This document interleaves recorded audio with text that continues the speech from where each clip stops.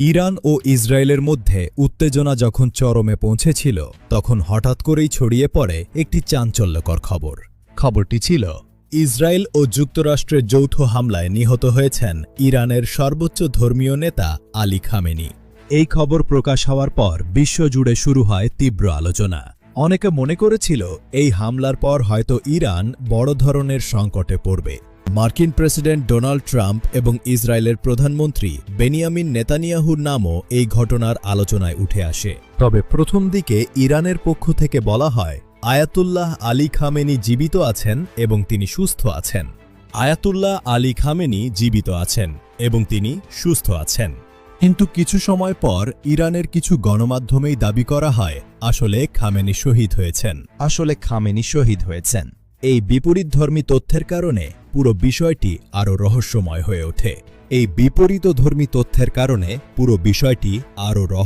হয়ে ওঠে। খামেনির মৃত্যুর খবর ছড়িয়ে পড়ার পর ইরানে তার জানাজা ও দাফনের জন্য দিন তারিখও নির্ধারণ করা হয়েছিল। কিন্তু অবাক করার বিষয় হল, ঘোষণা দেওয়া হলেও সেই জানাজা আর অনুষ্ঠিত হয়নি। এরপর থেকেই শুরু হয় নতুন জল্পনা।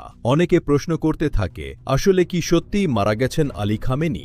এই পরিস্থিতির মধ্যেই সামনে আসে একটি নতুন নাম, খামেনির ছেলে মুজতবা খামেনি।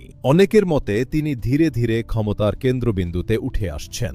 এমনকি অনেক বিশ্লেষকের দাবি ইরানের সামরিক পদক্ষেপগুলো এখন তার নির্দেশেই পরিচালিত হচ্ছে।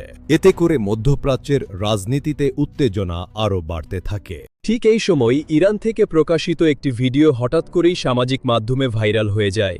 ভিডিওটির শিরোনাম ছিল খামেনেই ইজ ব্যাক। কার্টুনধর্মী সেই ভিডিওতে দেখা যায় আলী খামেনি একটি ছোট্ট শিশুকে জড়িয়ে ধরে আছেন।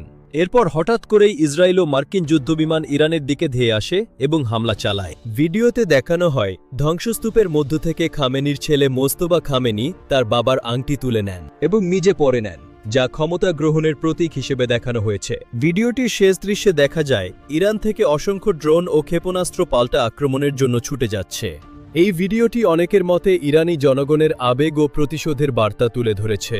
কিন্তু সবচেয়ে বড় প্রশ্ন এখনও রয়ে গেছে, আসলে কি সত্যিই মারা গেছেন আয়াতুল্লাহ আলী খামেনি, নাকি সব গুঞ্জনের আড়ালে এখনও তিনি বেঁচে আছেন?